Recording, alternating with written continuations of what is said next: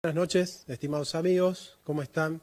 Bienvenidos a este nuevo encuentro de Palabras y Verdades, el segmento de filosofía y metapolítica que amablemente Raúl Belmont nos permite realizar. Nosotros somos el grupo filosófico Sinusía. Si ustedes quieren seguirme en mi canal, ponen Jonathan Carlos Ramos en mi canal de YouTube. Y también pueden seguir las clases de filosofía que estoy dictando de manera gratuita y también cursos de filosofía a través de la vía Zoom.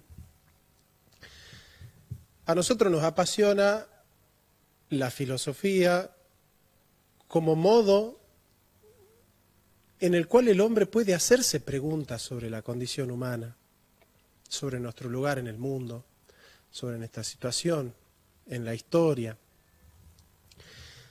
Y claramente no hay ningún filósofo que tenga la última palabra, ni la única palabra. En general, todos los filósofos tienen algo que decir acerca del hombre. Y en particular, aquellos filósofos que han cultivado muchos géneros literarios. ¿Sí? En este caso, hoy vamos a hablar de Jean-Paul Sartre.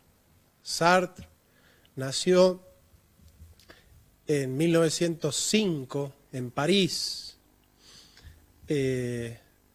Fue narrador, autor teatral, ensayista y filósofo. Realmente tuvo un desempeño, como les dije, multifacético a lo largo de toda su vida. Ganó el Premio Nobel de Literatura y lo rechazó por considerar que era un premio burgués. Ustedes se pueden imaginar a un filósofo que haya rechazado el Premio Nobel de Literatura, lo rechazó. Dijo, no lo quiero al Premio Nobel. Fue el gran personaje del Mayo francés en 1968, donde los estudiantes revolucionarios del Mayo francés lo invitan al ya veterano Jean-Paul Sartre al Teatro Odeón y le pasan un papelito a Sartre que le dice, Sartre, no nos des la lata, ¿no? Como diciendo, bueno, no hables de más. No sé cómo le habrá caído, ¿no?, a Sartre, pero lo cierto es que Sartre ha sido un personaje importante en ese esquema de la revolución del Mayo francés, porque claramente el contexto filosófico en el que Sartre pensaba era el contexto del estructuralismo.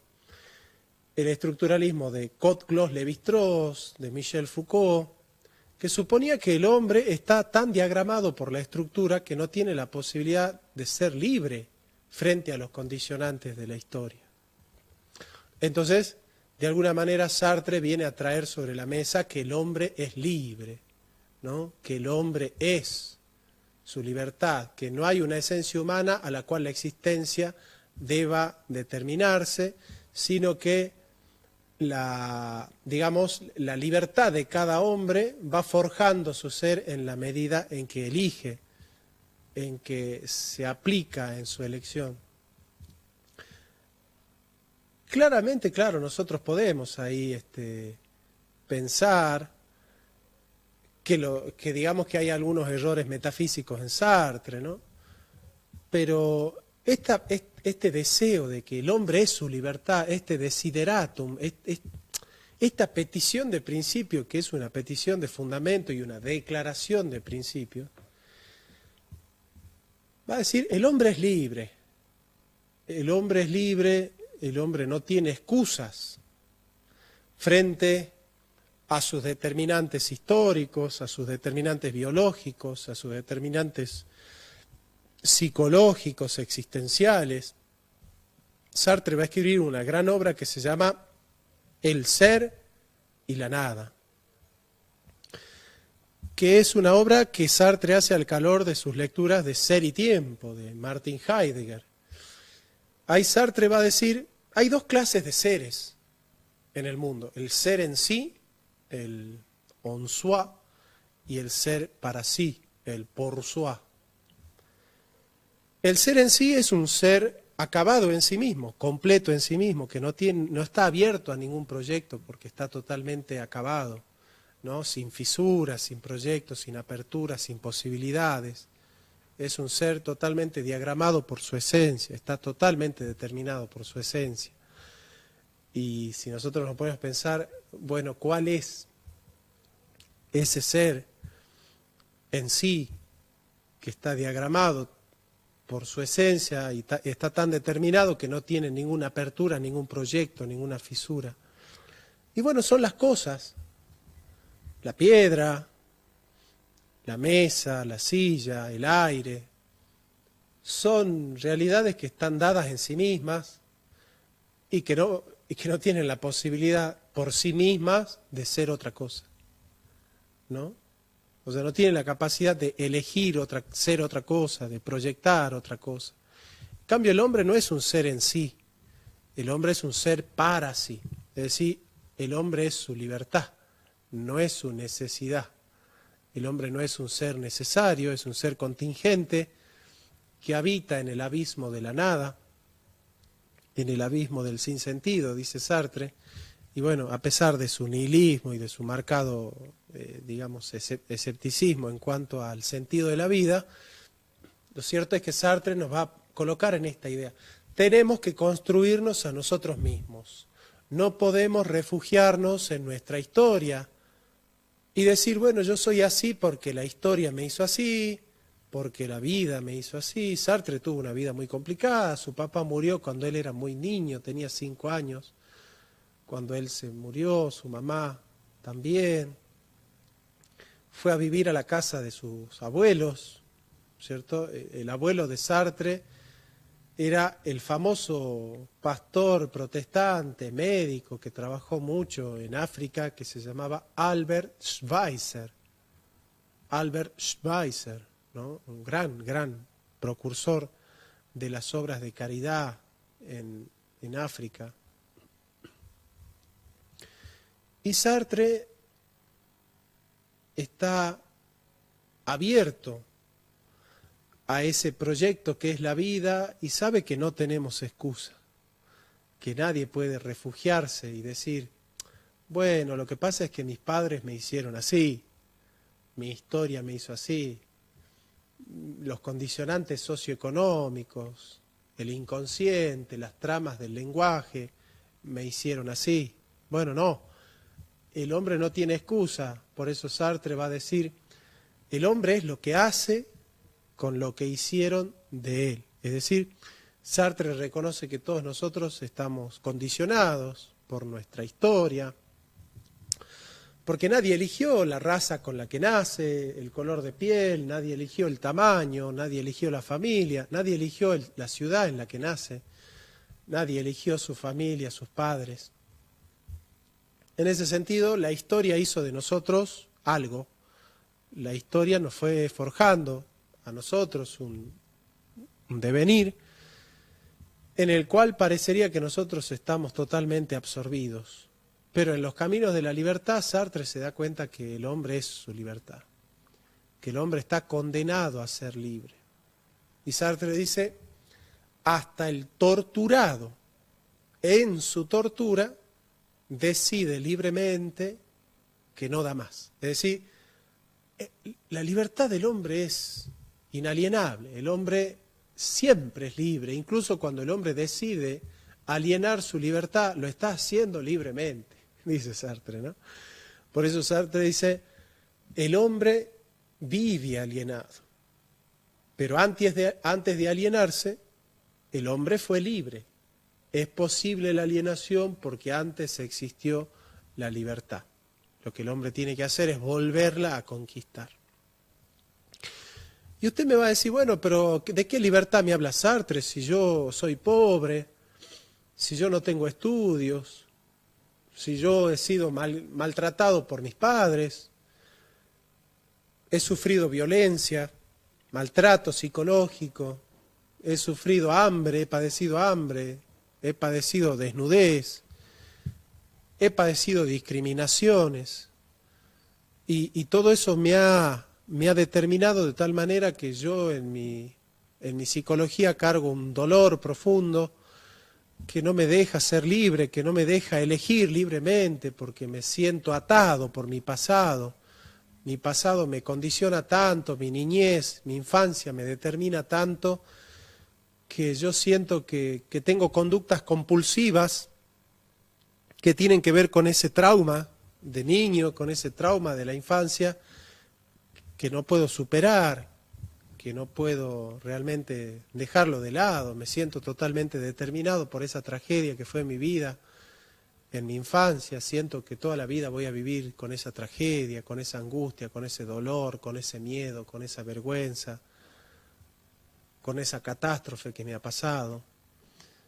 Y cuando nosotros nos refugiamos en esas tragedias, en esos dolores, en esas angustias, de alguna manera, como el boxeador, tiramos la toalla. Tiramos la toalla, nos resignamos de que siempre vamos a ser así, de que no podemos ser de otra manera, de que estamos condenados a ser de esa manera. Pero Sartre nos viene a traer la noticia de que el hombre siempre puede ser otra cosa. Porque la esencia del hombre es ser un proyecto que está arrojado hacia el futuro. Y en ese proyecto hay posibilidades, hay infinitas posibilidades, que nosotros no las vemos porque vivimos como a puertas cerradas. Nosotros estamos caminando por la vida y no nos damos cuenta que hay un montón de posibilidades detrás de nosotros. Nosotros decimos, no, yo estoy condenado a vivir con esta mujer, estoy condenado a vivir con mis padres, a ser de esta religión, a tener estos pensamientos, estoy condenado a ser pobre, estoy condenado a ser, nada, una persona así, sin estudios, sin formación, sin carácter. Y Sartre nos dice, no. Siempre el hombre puede ser algo más. El hombre siempre puede hacer algo con lo que hicieron de él. El hombre siempre puede ser otra cosa, porque la esencia del hombre es su libertad.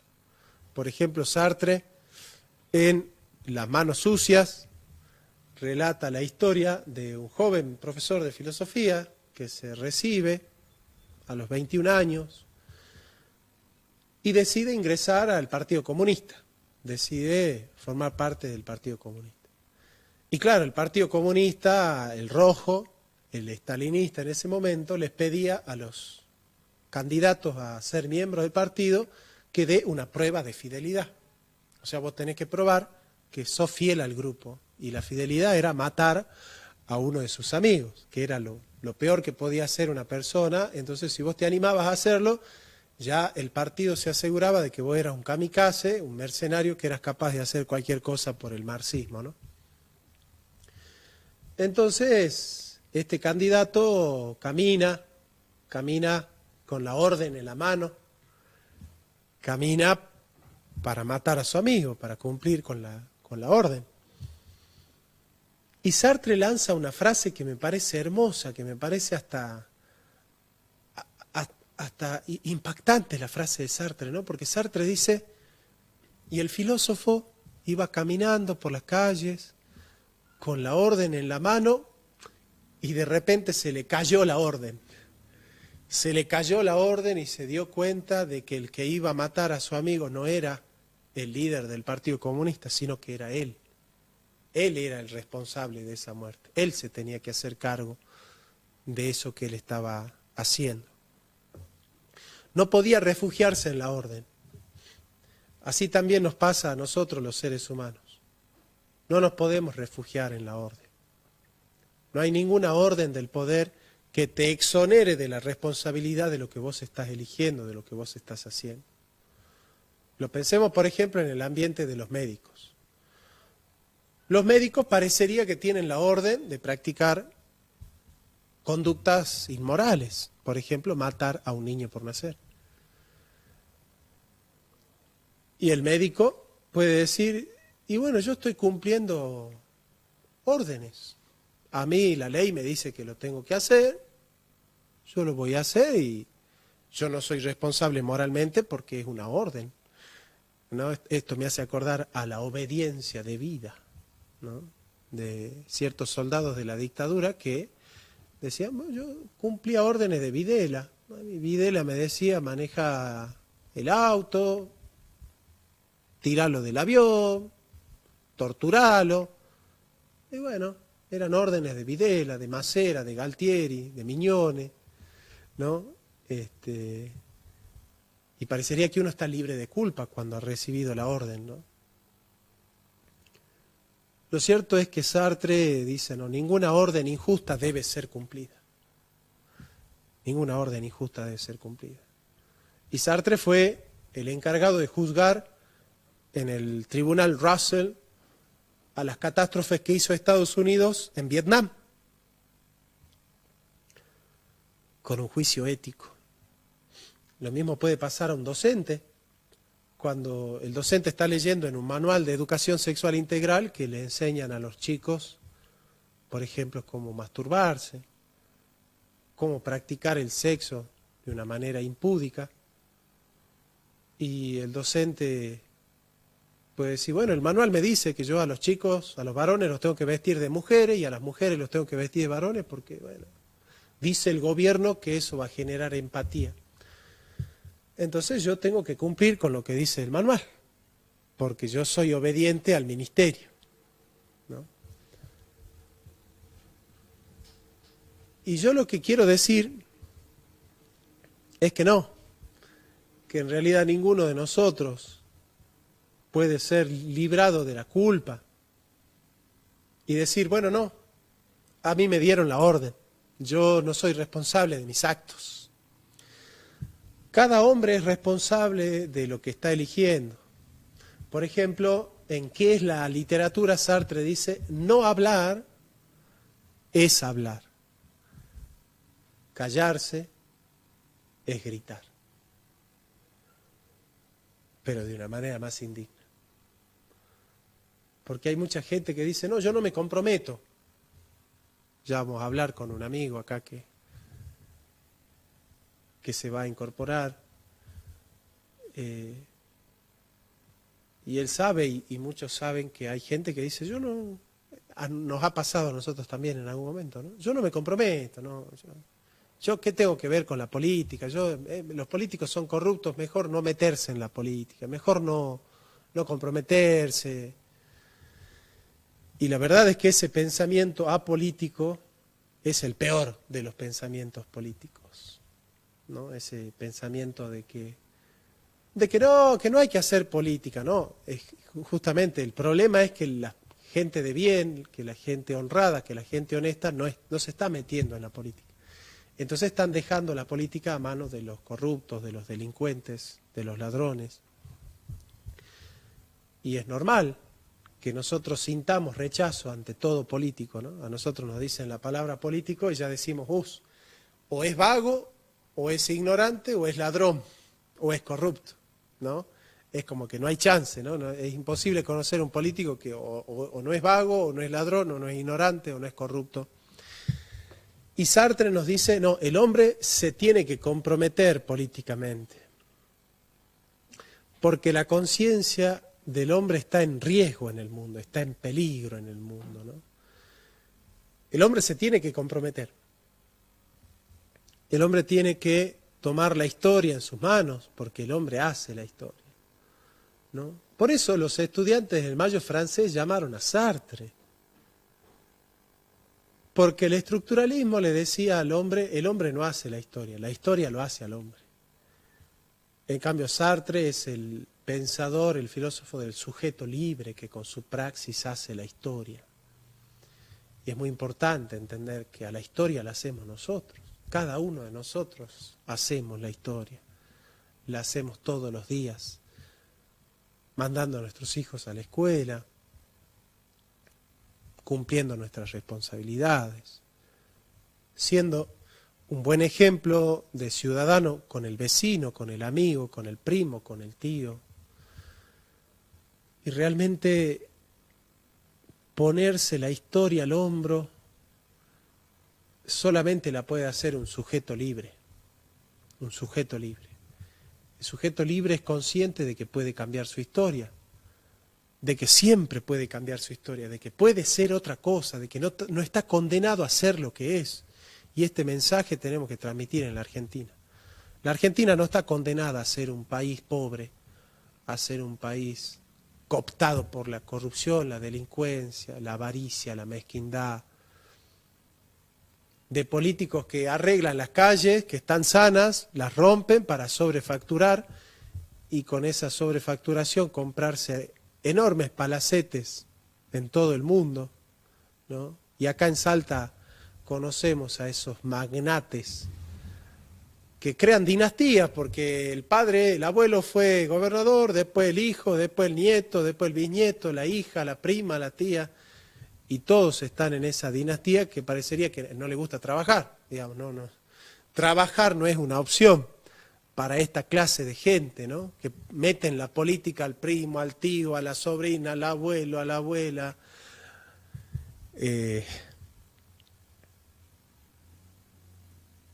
Bueno, yo si tuviese que hablarle a un sobrino de esta familia, y ustedes saben de qué familia estoy hablando, ¿no? Le diría, no estás condenado a ser político. No estás condenado a ser otra lacra más. A seguirle robando a los salteños. No estás condenado. Podés cambiar tu historia. Tu apellido, tu linaje, no te determina a seguir siendo otro corrupto que viva de las garras del Estado. Podés trabajar, podés estudiar, podés emprender, tenés inteligencia, voluntad, sos un sujeto libre, capaz. Y si pertenecés a esa familia tenés todo para salir adelante, porque vas a estudiar en las mejores universidades. Y realmente vivir de la política y pensar que la política es una bolsa de trabajo es lo peor que tenemos los argentinos. Porque la política no se hizo para recibir, la política se hizo para dar. Nadie entra a la política para tener plata, ni para la política, el servicio público no es una bolsa de trabajo. La política es un servicio humano de aquel que vive de su trabajo. Por eso en los países serios la política se realiza ad honorem, como también el Poder Judicial. Pero los jueces de la Argentina no pagan impuestos. Tienen los sueldos más altos, pero no pagan impuestos.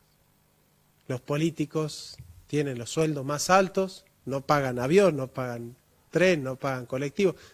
Tienen la información sobre cómo va a subir el dólar, cuándo va a subir el dólar, así que pueden especular financieramente con la bolsa también.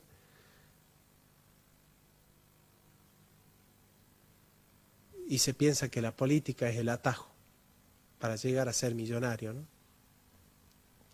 La política no es el servicio a la comunidad, un servicio responsable, ¿no?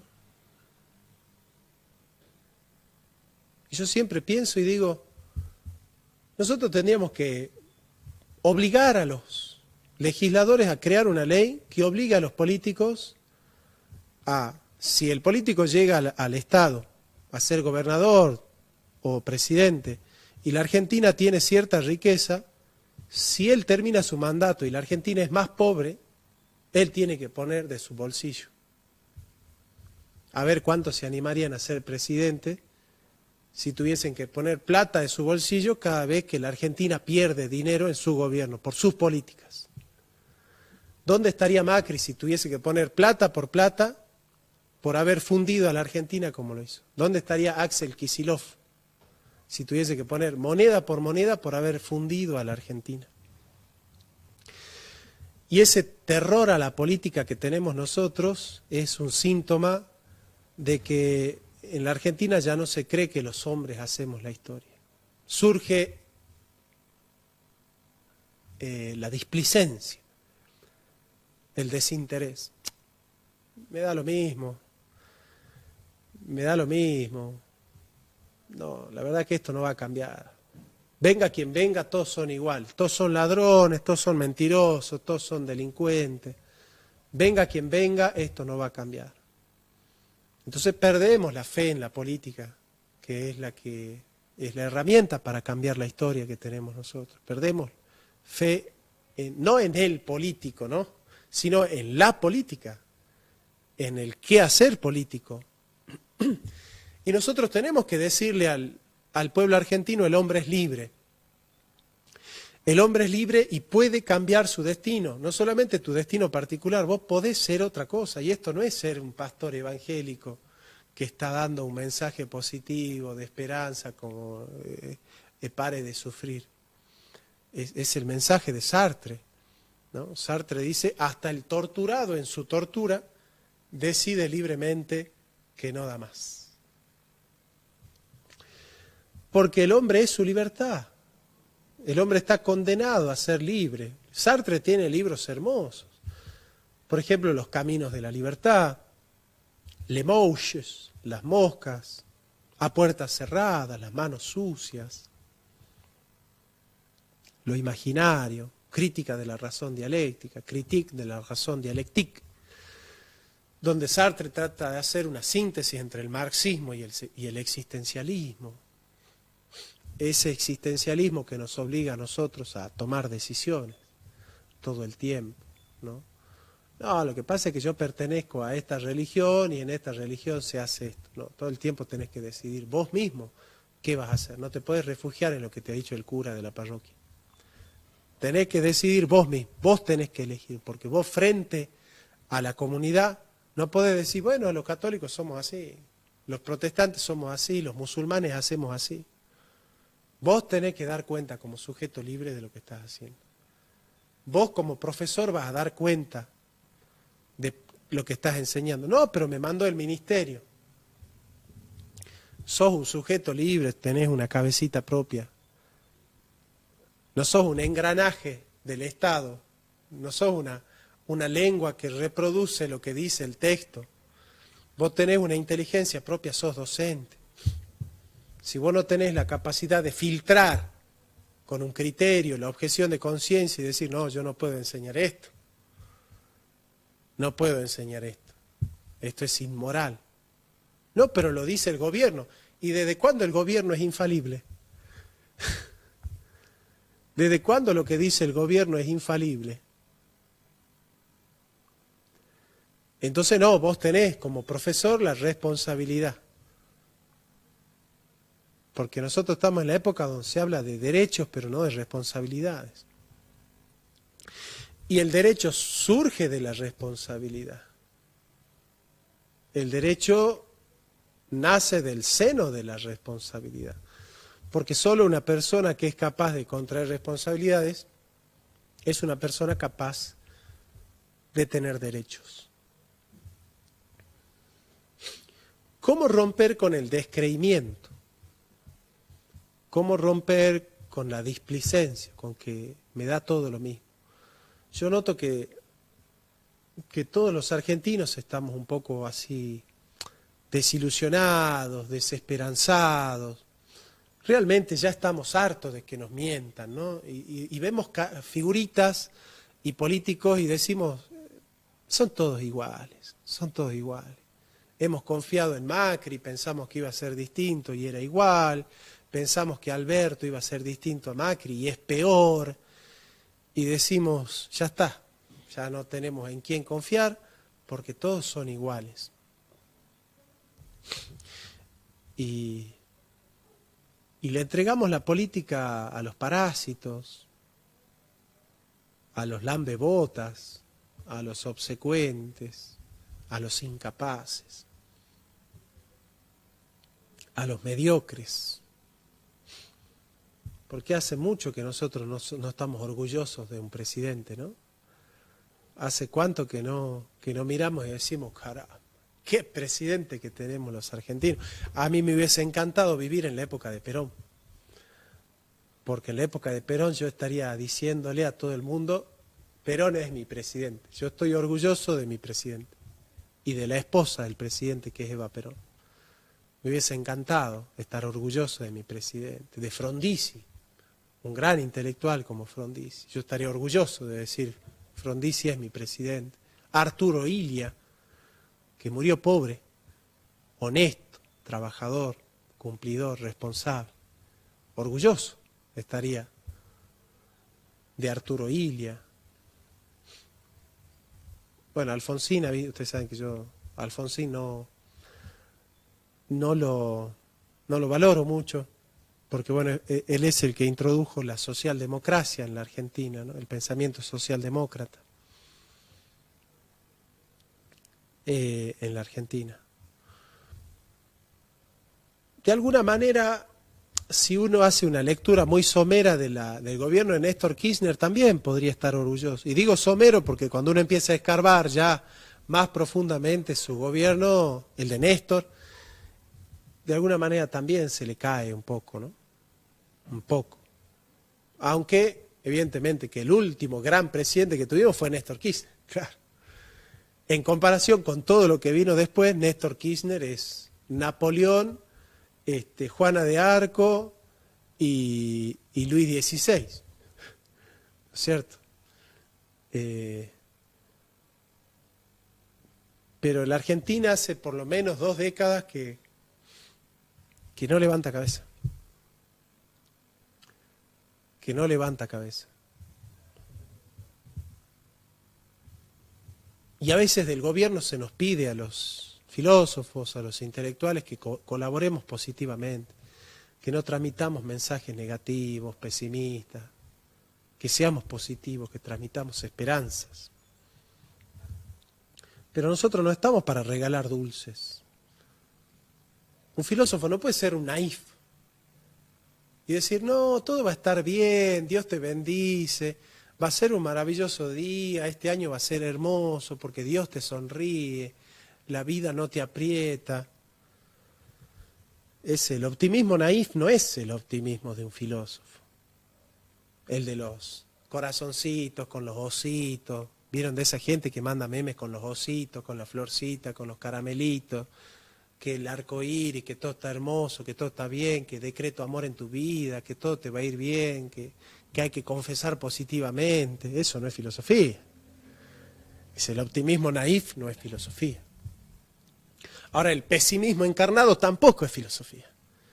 No, todo va a estar mal, acá esto se va al tacho, la Argentina no tiene futuro, la Argentina tiene futuro de país africano.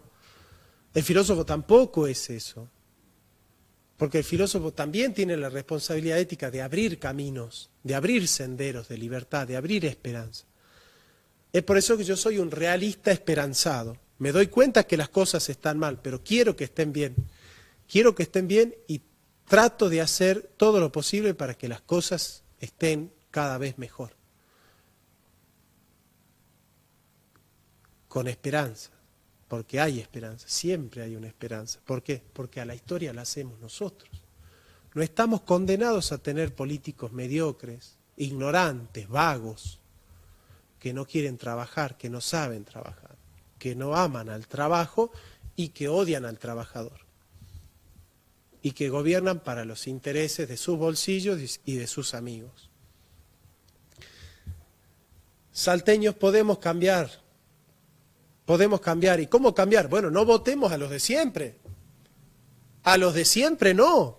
Porque Einstein dice, si seguís haciendo lo mismo, te va a seguir pasando lo mismo. Es decir, yo agarro a este celular, lo tiro, se rompe, lo vuelvo a tirar, se vuelve a romper, lo vuelvo a tirar, se vuelve a romper, y si quiero, y en algún momento digo, ya no quiero que se me rompa más el celular, no lo tires más. Si yo sigo haciendo lo mismo, ¿qué sucede? Exactamente lo mismo.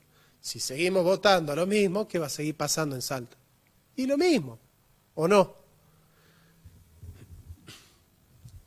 Entonces, hágase una lista. Si el candidato a gobernador fue candidato en las últimas 7 elecciones en Salta, por favor no lo vote.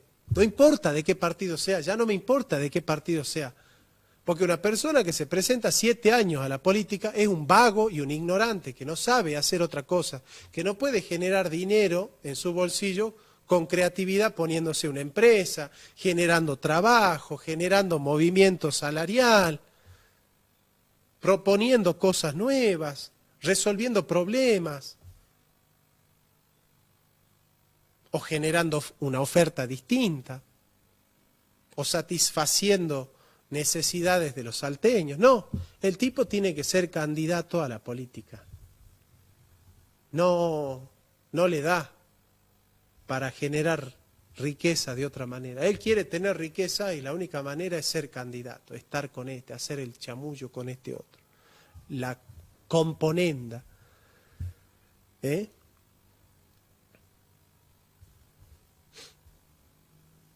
Y les tiene que dar un poco de vergüenza, porque la gente cuando los ve a ustedes, que son políticos, y les siente rechazo, ya le da asco ver a un político, ¿no? Porque hoy político es sinónimo de vago, ignorante, incapaz, y si tiene tiempo, corrupto también.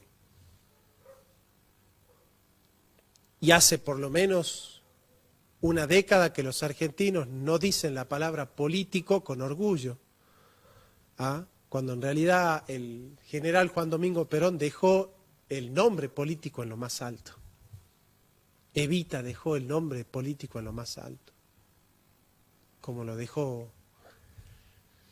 Frondizi, Arturo Illia, la misma Isabel Perón, que fue honesta, que realmente tuvo amor por la patria. Porque ya hoy un político que ama a la patria por encima de su bolsillo, ya se merece todo mi respeto, ¿no?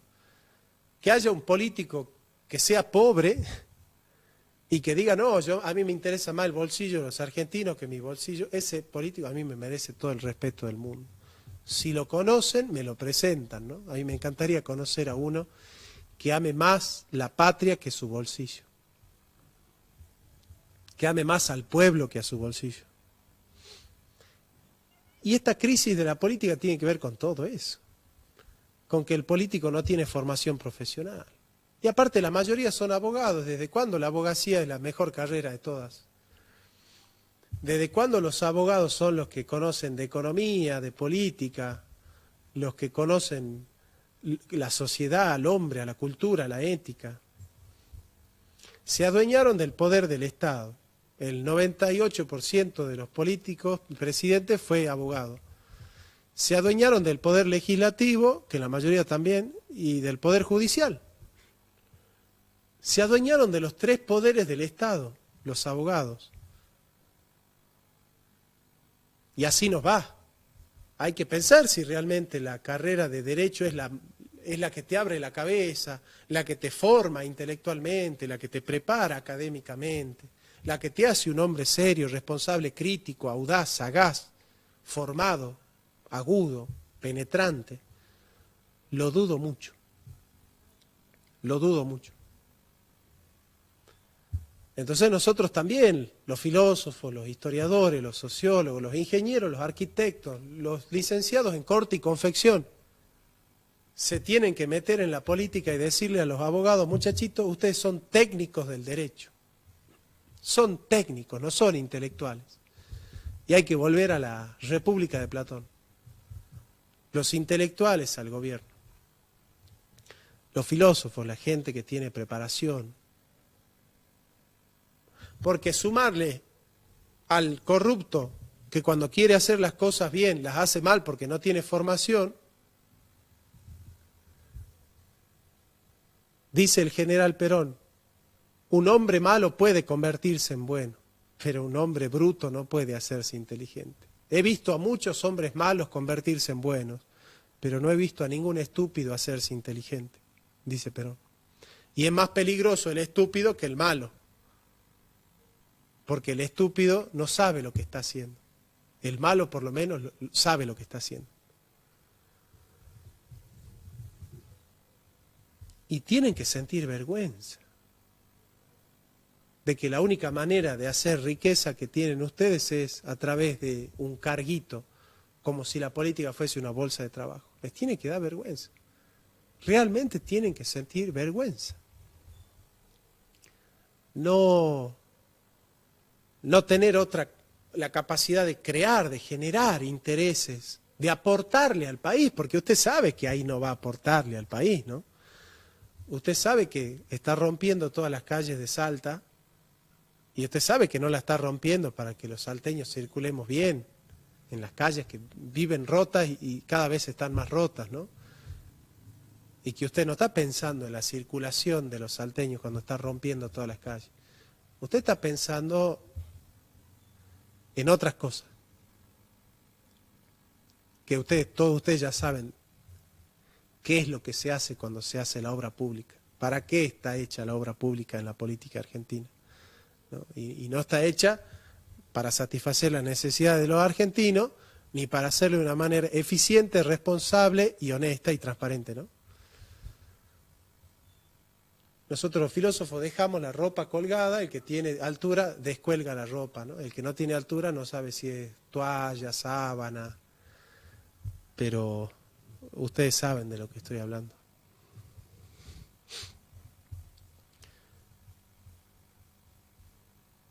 Tienen que tener vergüenza aquellos que se presentan a los cargos políticos una vez, 2 veces, 3 veces, 4 veces, 5 veces, y que si fue concejal, después fue intendente, ahora quiere ser presidente del PJ, después va a ser candidato a diputado, y después quiere ser senador, y después va a ser gobernador, y después quiere hacer esto, y fue vicegobernador, y después quiere hacerle esto otro, y después si puede volver a ser concejal, va a volver a ser concejal y diputado. ¿Y no pensaron en trabajar? ¿Qué tal si trabajan? ¿Qué tal si comienzan a trabajar? Si comienzan a aportarle al país, en vez de seguir robándole a los argentinos, comiencen trabajando. Capaz que es una idea que nadie se la sugirió, porque también uno puede ser que no tienen amigos que le dicen, che, ¿vos sabés que existe el trabajo? ¿Vos sabés que se puede trabajar en la Argentina, que se puede aportar y que cada uno puede vivir de su trabajo? Qué lindo sería, ¿no? Porque ahora resulta que el Estado Nacional quiere que los ricos y los empresarios hagan un esfuerzo. Pero Victoria Donda cobra 400.000 pesos por mes. Más las regalías. Y Ofelia Fernández no apenas terminó el secundario. Y por presentar leyes para que se hable con E en vez de hablar con O, cobra 450.000 pesos por mes.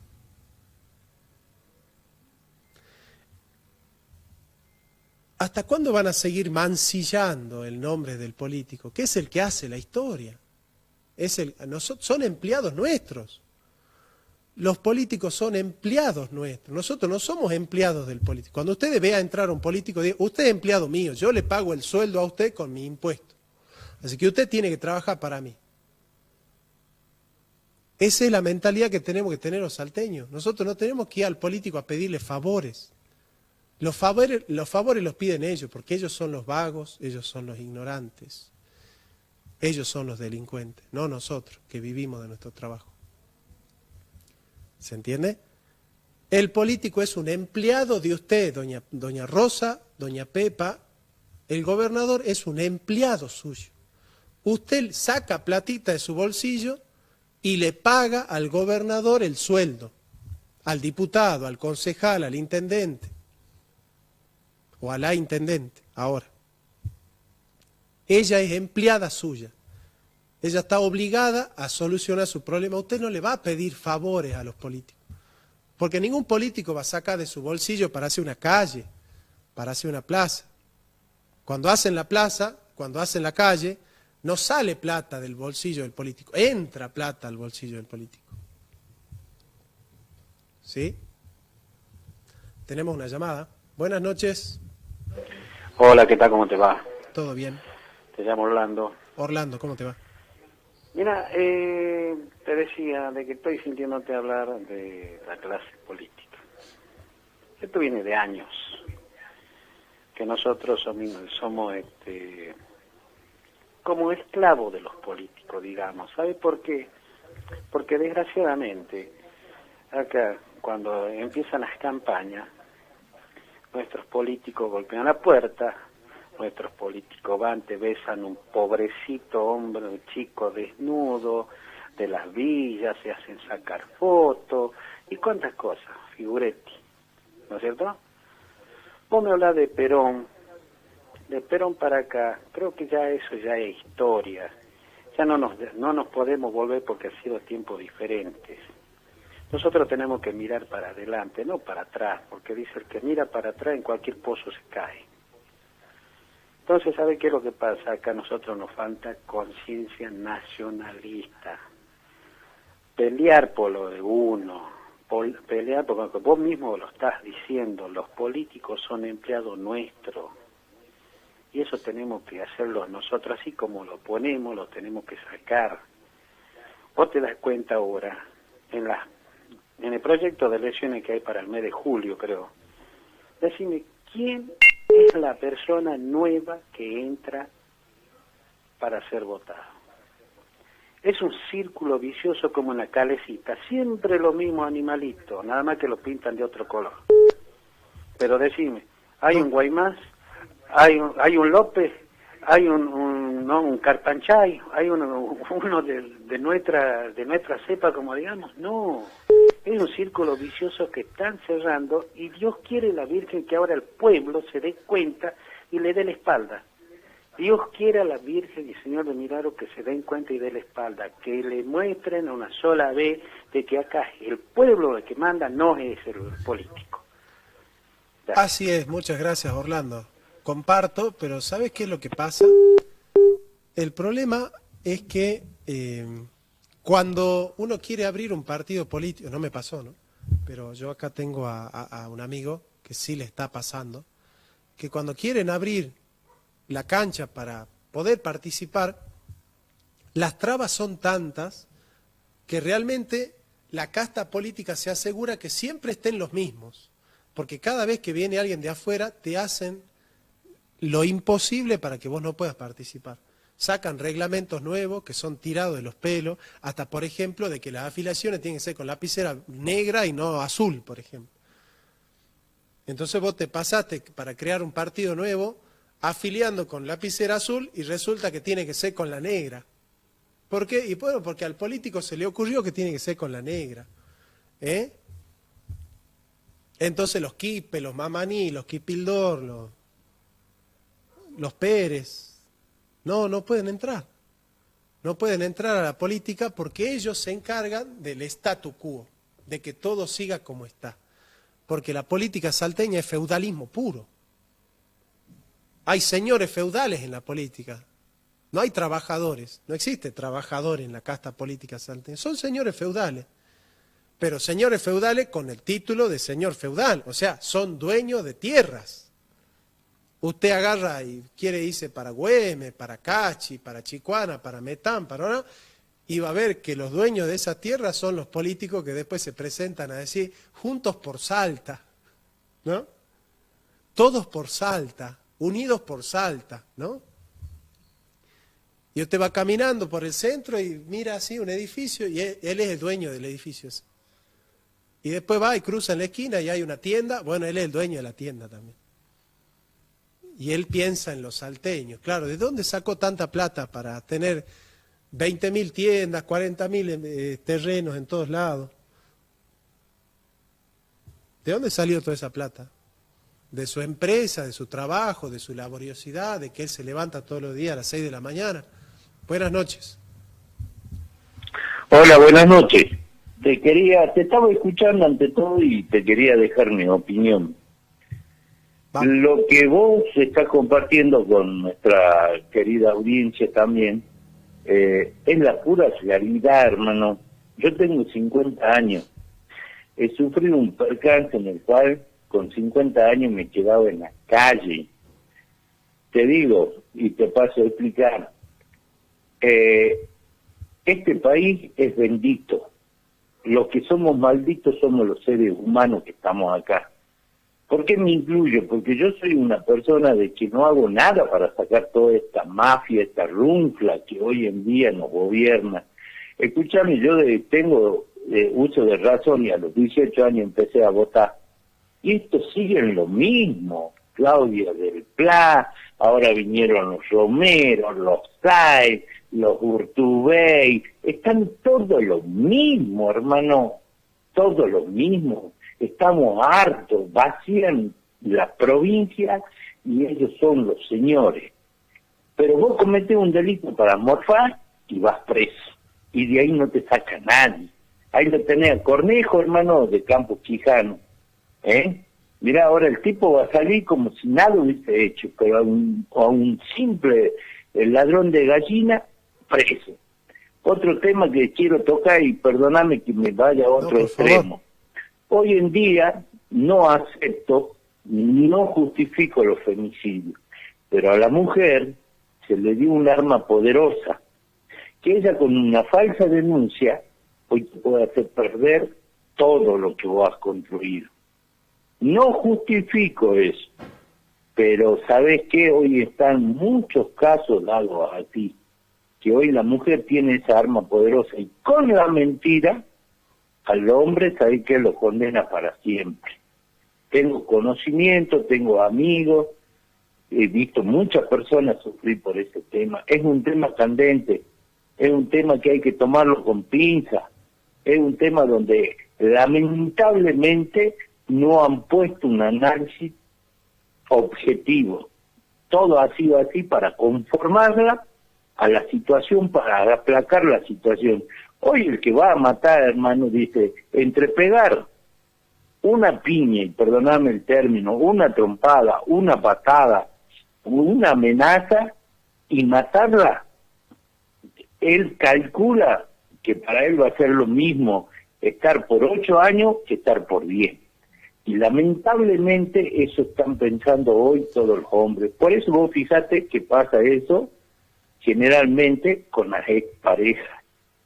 Entonces la justicia tampoco no se pone los pantalones, y a este país lo han destruido jueces, abogados, escribanos, y lo han destruido de una forma que no nos podemos levantar. Han blindado la corrupción de tal forma que hoy no nos podemos levantar.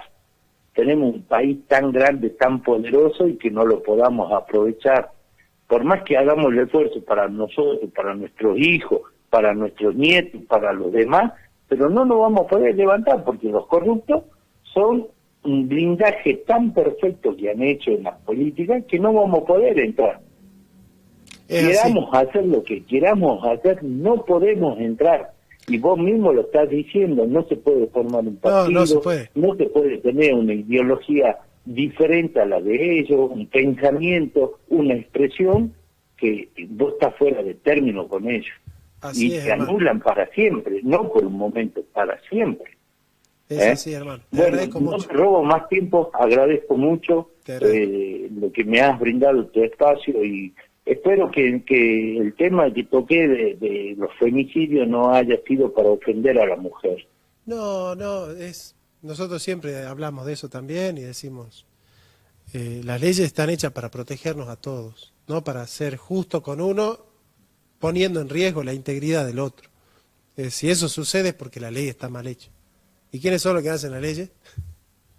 De eso venimos hablando, ¿no? Fabio Serpa, ¿cómo te va? Bien, gusto estar con vos, gracias por la invitación, y quería felicitarle por la presentación que hiciste, muy realista, muy profunda, pero a la vez dando una luz de esperanza, ¿no? En cuanto a que hiciste mucho hincapié en la libertad, que somos seres inteligentes, que somos responsables de cada acto que hacemos y que somos los constructores de nuestra historia.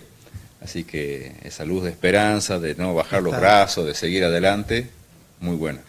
Ahora, vos estás militando en un partido político que está haciendo mucho por surgir, y que está teniendo muchos inconvenientes a partir de esto que estamos diciendo, ¿no? Tal cual. Por un lado tenemos la parte, digamos así, administrativa o legal, la parte de los requisitos para confeccionar un nuevo partido, armarlo, mucha burocracia. La verdad que son muchos palos en la rueda precisamente para que no haya otra opción. Eso por un lado. Y por otro lado tenemos el cansancio de la gente. Tenemos una llamada. Bárbaro. Buenas noches. Buenas noches, don joven, disculpe. Lo estoy llamando porque me parece interesante todo lo que usted habló, todas las opiniones de los señores que llamaron, así que es la primera vez que yo me comunico. Bienvenida. Y yo pienso, en mi caso, pienso que la justicia es la que falla, ¿no? Creo que la justicia sabe todo, las normativas, sabe todo lo que se debe cumplir, y ve y sabe y se entera que las cuestiones no son así, pero no actúa. O sea, yo entiendo en mi ignorancia, porque no soy abogada, soy jubilada ya, docente, pero entiendo que hay fiscales, sé que los fiscales deberían actuar, pero no lo hacen. Y como ciudadana, por ejemplo, consiento todo lo que usted ha dicho, tiene mucha razón, pero como ciudadana, por ejemplo, ahora sé que viene una reforma constitucional. Sí. Y yo digo, en este tiempo que se dé la reforma, nosotros no sabemos nada, qué parte de la Constitución se va a reformar, esa reforma a quién va a beneficiar, beneficia al pueblo, con qué motivo se hace. En este tiempo de pandemia es muy, creo que no es acertado hacerlo. Nos van a convocar a votar a los constituyentes, me imagino, pero eso se podría dejar para después, no es una cosa sumamente urgente, pero aparte la ciudadanía creo que, no me creo que yo nomás soy la ignorante, no creo, me parece que muchos somos los que no sabemos qué artículo se quiere modificar, por qué motivo, no nos han convocado. Yo creo que la reforma debería ser antes de darse, tendría que el pueblo ser convocado para saber qué cosas van a modificarse y si va a beneficiar a la población, a la provincia. Pero yo le pido disculpas si soy una ignorante y no sé nada, pero porque estoy encerrada acá con este problema de la pandemia que debemos cuidar, ¿no? Pero hay cosas así como esta que estoy puntualizando que me parecen que no son, no están siendo correctas en este tiempo para aplicarse. Y como usted dijo hace rato, hablaba de los gobiernos, la verdad que yo también me consciento en ese sentido de que hemos tenido gobiernos que no serán perfectos, porque no hay nada perfecto, el hombre no es perfecto, pero hay gobiernos que han sido realmente tan nacionalistas, tan que amaban la patria, y la verdad, pero ahora nada que ver en ese sentido, ¿no? Bueno, hay gobiernos que sí, pero bueno, pero ¿cómo hacemos nosotros para cambiar? Es medio difícil, ¿no? Por ejemplo, en nuestra propia provincia se van a modificar la Constitución y yo me siento como que estoy de brazos cruzados, no actúo para nada porque no sé a dónde ir, qué hacer, y menos ahora en que toda la población está cuidándose, está, ¿cómo se llama en este sentido? Está protegiéndose, no saliendo y todo eso. Así que, bueno, a eso nomás pienso que la justicia en realidad es la que no actúa como debe ser y no tenemos nosotros como ciudadanos mecanismos como para hacer actuar a la justicia, juzgar su conducta. Así que no, eso, muchas gracias. Muchísimas gracias. Bueno, la gente que llama es patriota siempre, el pueblo es patriota, el pueblo es nacionalista, el pueblo es cristiano, el pueblo tiene valores, el pueblo tiene tradiciones. Y los políticos son todo lo contrario a lo que es el pueblo, ¿no? Son antipatriotas, no piensan en el pueblo, son mezquinos, egoístas, mediocres. No valoran las tradiciones del pueblo, no respetan la cultura popular, no respetan la fe del pueblo, mancillan la fe del pueblo, mancillan el bolsillo del pueblo. Y vamos a hablar de patriotismo, justamente después del corte, vamos a hablar del Estado Nacional y de sus amigos y de sus enemigos. Así que no se lo pierda, enseguida volvemos.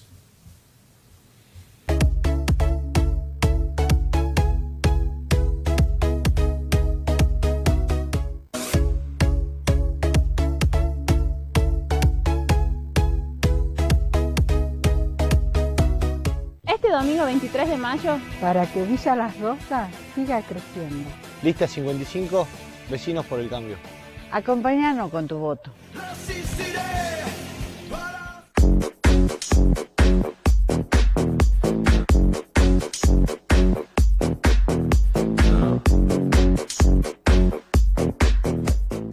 ¿Querés disfrutar de Cafayate? Vení y hospedate en Hostal Lo de Peñalba. Para que tu estadía sea lo más placentera, te ofrecemos habitaciones dobles, triples, familiares, con baño privado, TV, wifi y desayuno incluido.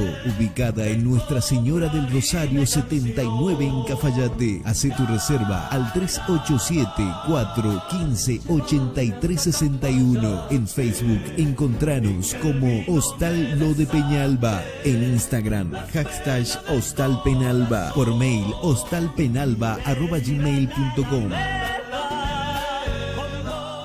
Estamos donde hay que estar, al lado de la gente. Ampliamos las unidades de terapia intensiva de los hospitales Oñatibia, Papa Francisco y ampliación y refacción del Hospital de San Antonio de los Pobres. Construimos junto a Nación el Hospital Modular en Cafayate y terminamos la segunda etapa del Centro de Salud de la Candelaria. Iniciamos las obras de ampliación de los hospitales Juan Domingo Perón de Tartagal, Dr. Oscar Costas de Joaquín de González y Metán. Estamos en la etapa final de la construcción de un quirófano híbrido en el Hospital Oñatibia. Vamos a ampliar el Hospital San Bernardo, construir el Centro Sanitario de Frontera en Aguas Blancas y un nuevo Centro de Salud de Santa Rosa en Rivadavia. Gobierno de Salta, Gobierno presente. En un colectivo, la mejor forma de cuidarnos del coronavirus es dejando las ventanillas abiertas, usando barbijo y manteniendo la higiene de manos.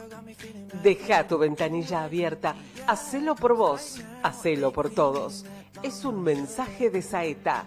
Medicina Integrativa, taller de biblioterapia guiado por médicos. Auspicia Canal 7 Salta. La biblioterapia es una herramienta que sirve para mejorar la salud integral de las personas, ya que la lectura ayuda a entendernos, a elaborar estrategias para afrontar situaciones, a autoconocernos y a encontrar el sentido en la vida.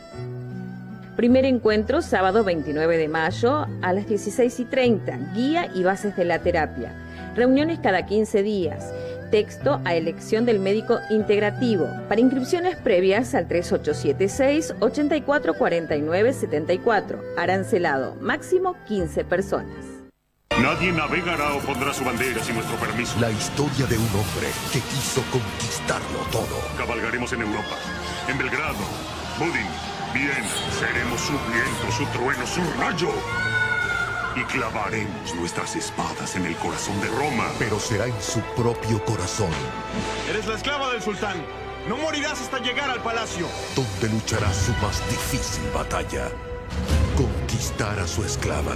Serás la concubina favorita del sultán. Una mujer que tiene otros planes para él. Ya verás que pronto me vengaré, lo sé. Él será mío. Alexandra ya no existe. Hurrem nació. Este anillo es mío. Es un regalo del sultán.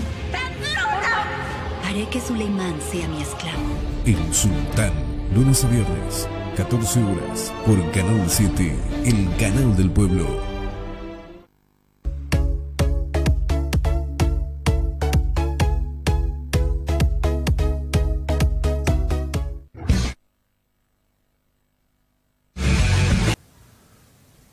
Bueno, seguimos.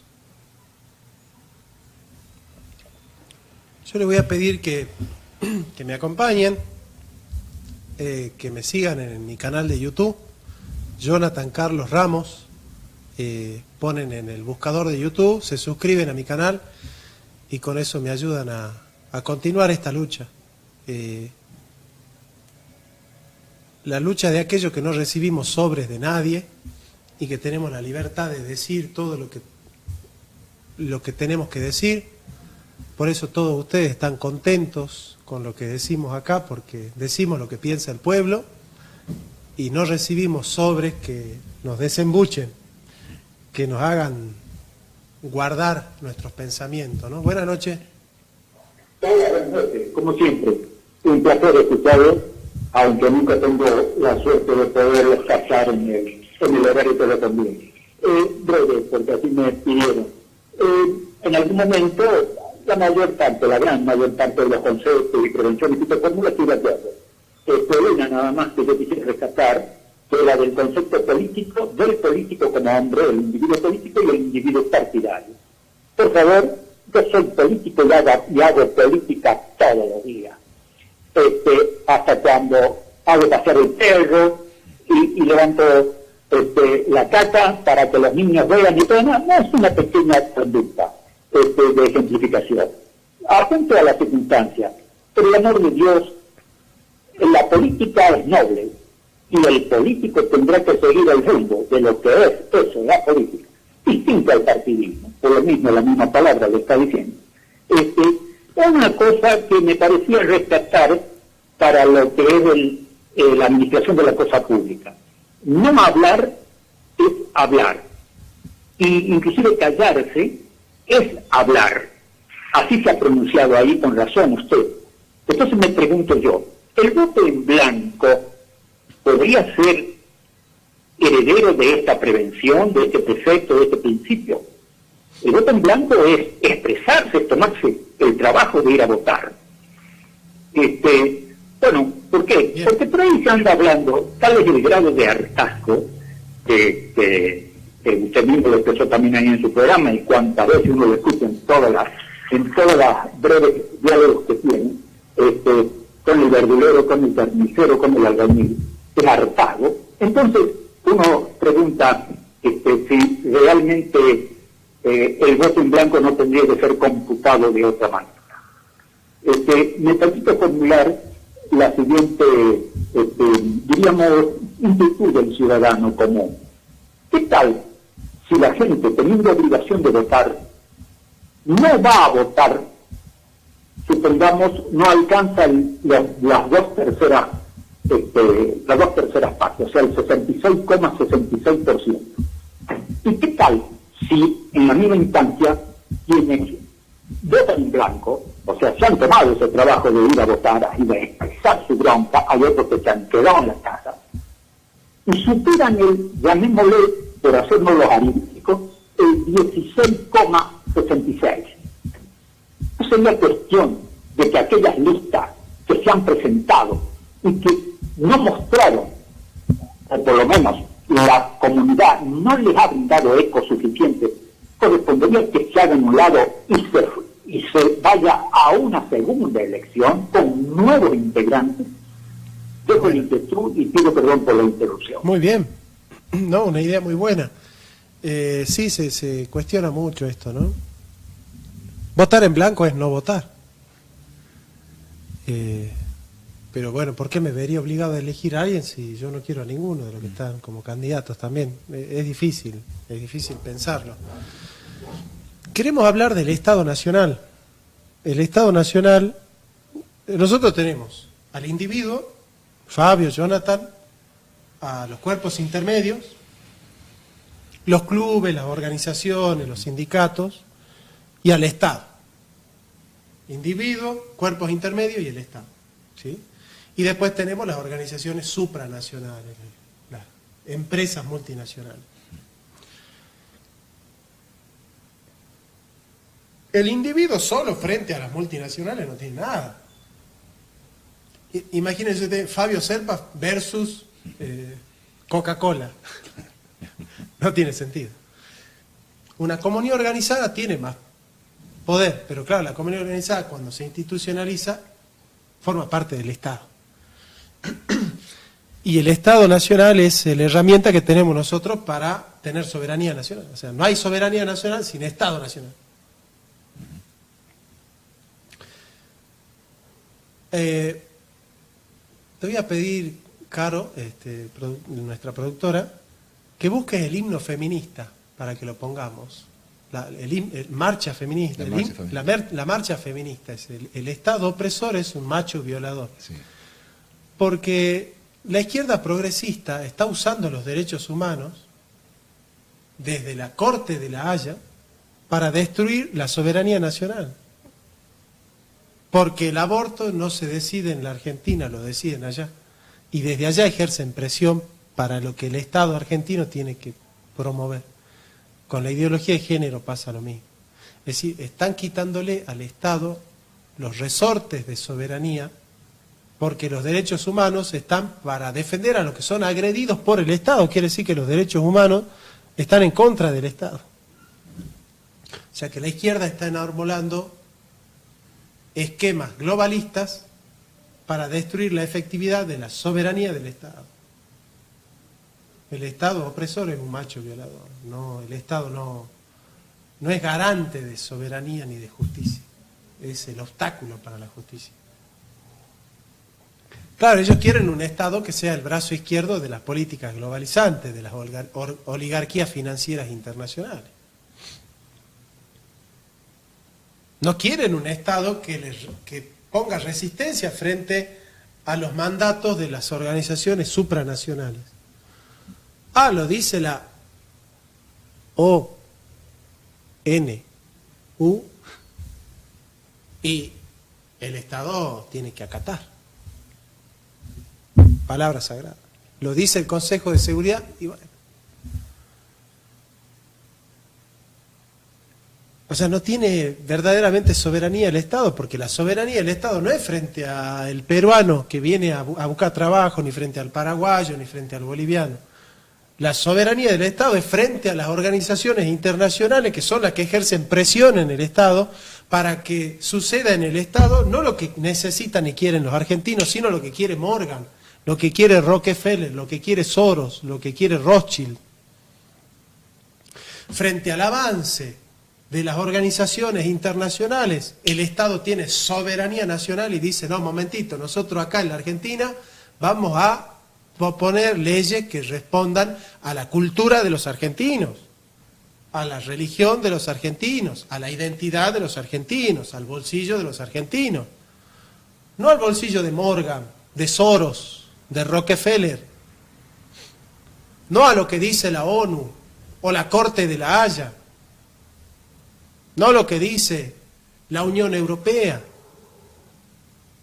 Nosotros vamos a poner políticas educativas en la Argentina según el modelo cultural de los argentinos, según los elementos endógenos de la cultura argentina, defendiendo los intereses de la Argentina. No me importa si se ha legalizado el aborto en el Congo belga, en Estados Unidos, en Europa, en Francia, o qué dice Macron, o qué es lo que opina Obama, o la Hillary Clinton. No me interesa. No me interesa. No, pero en los países del primer mundo se dio el aborto. Miren, vamos a escuchar el himno feminista. Vamos a ver qué dice del Estado Nacional el himno feminista. ¿Lo escuchamos con sonido?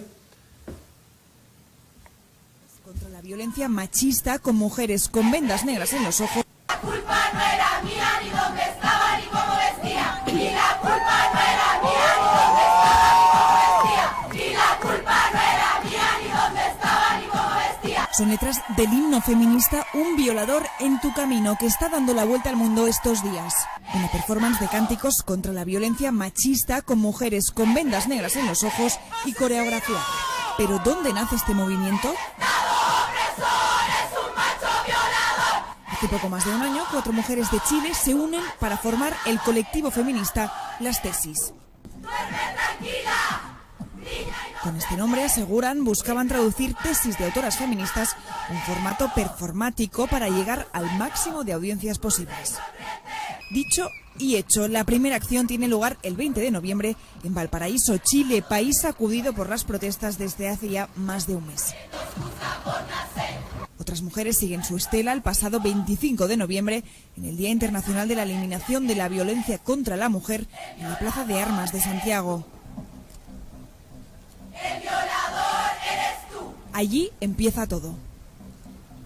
El éxito es tal que las organizadoras lanzan una convocatoria a feministas de todo el mundo para el viernes 29 de noviembre.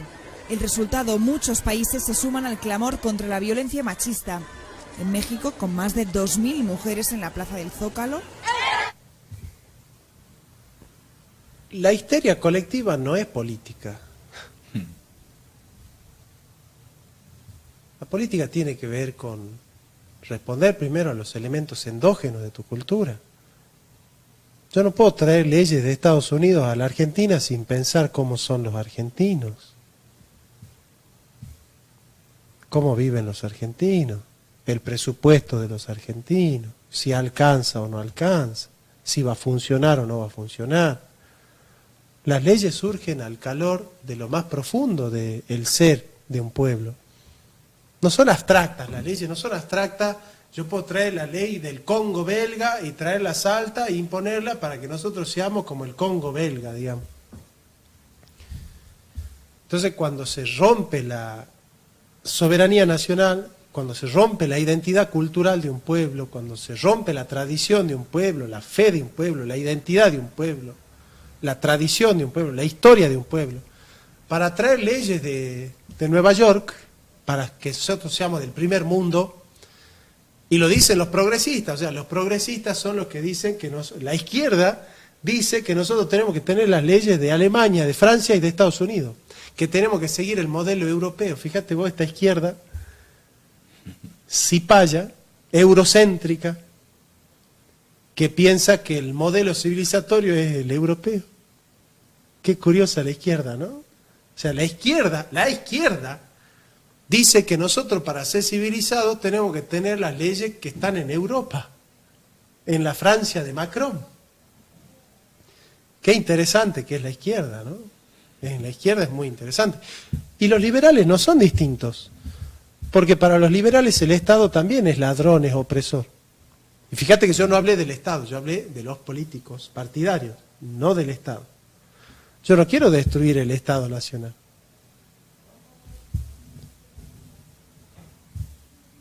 Curiosamente, los liberales, por un lado, que intentan destruir el Estado nacional, y por otro lado, la izquierda boba esta, que quiere que el Estado sea el brazo izquierdo de lo que se decide en La Haya, de lo que se decide en la Corte Interamericana, de lo que se decide en la ONU, en el Consejo de Seguridad de las Naciones Unidas. A mí no me importa lo que piensen los argentinos, ni la identidad de los argentinos, ni la religión de los argentinos. A mí me interesa que yo quiero ser como Alemania, como Francia y como Estados Unidos. Y yo quiero esas leyes que están allá, porque son países del primer mundo. ¿Qué tal? Qué interesante, ¿no? Pensar que por acá pasó un Juan Domingo Perón que dijo ni yanquis ni marxistas. Tal cual. Nosotros no nos vamos a someter ni a la agenda de los yanquis, a ese imperialismo capitalista, ni nos vamos a someter a la masificación soviética de los rusos. Somos argentinos, somos criollos, somos hispanoamericanos y nosotros no nos vamos a someter a ningún imperialismo, a ninguna globalización, porque somos soberanos y libres. Pensar que por acá pasó Perón, ¿no? Pensar que por la Argentina pasó Perón. Y ahora nosotros tenemos que escuchar estas cosas. Buenas noches. Una preguntita. ¿Alemania no es el país del holocausto? Claro. Bueno, ahí tiene la respuesta. ¿Qué no ve que si dicen algo de los judíos, capaz que lo cuelgan en la plaza? Ellos siempre viven preocupados por lo de afuera. Bueno, ¿Dónde está el nacionalismo? ¿A dónde está el nacionalismo? En todos ustedes. ¿A dónde está la argentinidad? ¿Que no ve que la presidenta es feliz abrazándose con los extranjeros que le da educación gratis en la Argentina? En vez de ser feliz con un argentino pobre que lo necesite y le lleve a estudiar, pero no, ella la hace feliz abrazándose con los extranjeros. Bueno, ahí está. Gracias. Gracias. El pueblo piensa así, ¿eh?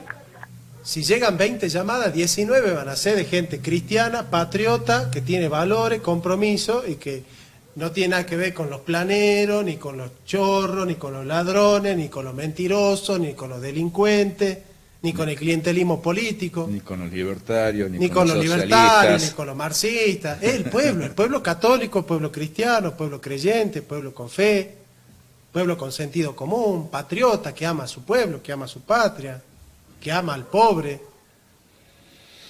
Si hay 20 llamadas, 19 son así, ¿eh? Si llaman 20, 19 son así. El pueblo es cristiano, el pueblo es creyente, el pueblo tiene sentido común, el pueblo tiene sensatez, el pueblo trabaja, vive de la suya.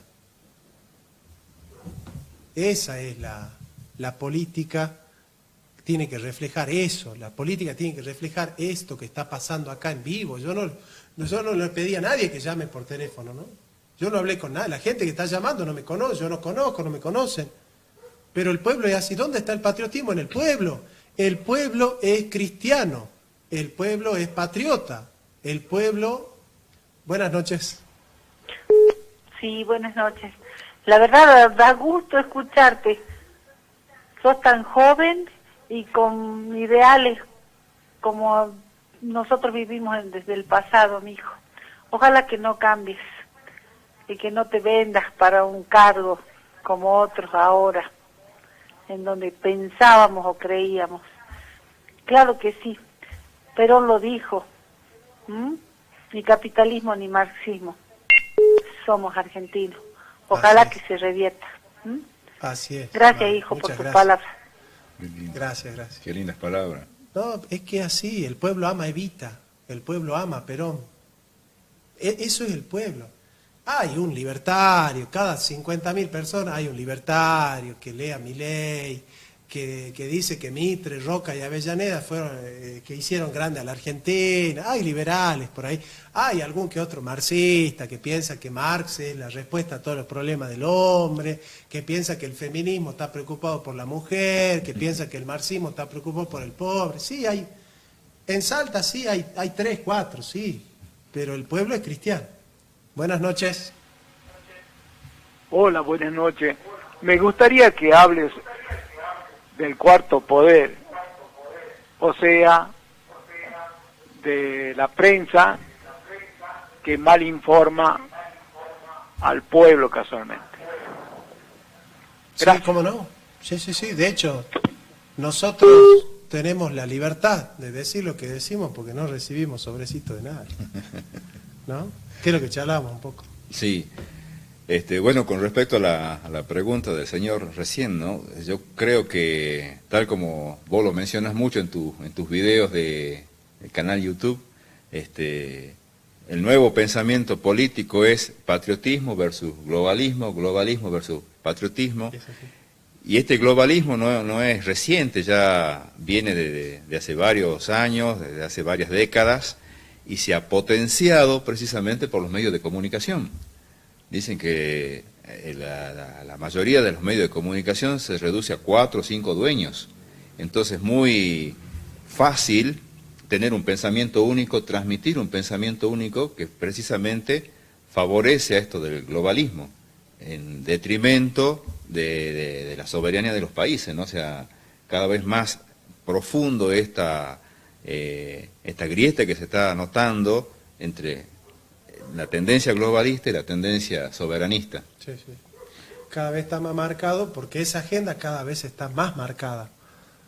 Y los medios son los que precisamente son los que más acentúan esto. Lo que pasa es que la agenda globalista está financiada por las multinacionales y las oligarquías financieras internacionales. ¿Se entiende? ¿Por qué nosotros estamos en YouTube? Porque a los grandes medios de comunicación están cooptados por esas empresas, que son las que le ponen el dinero a los periodistas. A mí me sorprendió, no deja de sacarme del asombro que una multinacional, una red social, Twitter, le haya cerrado la cuenta al mismísimo presidente de Estados Unidos, más allá de que tenga simpatía o no, a Trump. No, Biden no. Le haya cerrado la cuenta a Trump, Twitter. O sea, en el ejercicio de su función. Uno dice, el presidente más poderoso del planeta. Es que ahí está el problema. Los estados no son poderosos y los presidentes tampoco son poderosos. Ahí se notó claramente. ¿Vos pensás que Alberto Fernández tiene poder? Claro. Alberto Fernández tiene poder con doña Pepa, con doña Rosa, con Carla, con Julio, con Luis, con Alberto. Pero no tiene poder frente a los que realmente tienen poder. ¿Y saben qué es lo curioso de los progresistas? Que son fuertes con los débiles y débiles con los fuertes. Exactamente. Con Soros son débiles y con nosotros son fuertes y opresores. Y sí, la tendencia de Fernández ahora es retarnos y echarnos la culpa de todos, permanentemente. Contra los jubilados él es fuerte. Contra las oligarquías financieras internacionales es obediente y débil, ¿no? Soros llama y Alberto obedece. Los jubilados salen a la calle a reclamar y Alberto no escucha, y Cristina tampoco, porque Cristina dijo a los jubilados no le vamos a subir el dinero, porque no hay plata. ¿Dónde estará el peronismo de Cristina? Buenas noches, gracias Fabio por acompañarme. Buenas noches, acompáñenme, Jonathan Carlos Ramos en YouTube, me van a encontrar y vamos a decir otras cositas más que tenemos para decir. Muchas gracias, nos vemos el jueves que viene.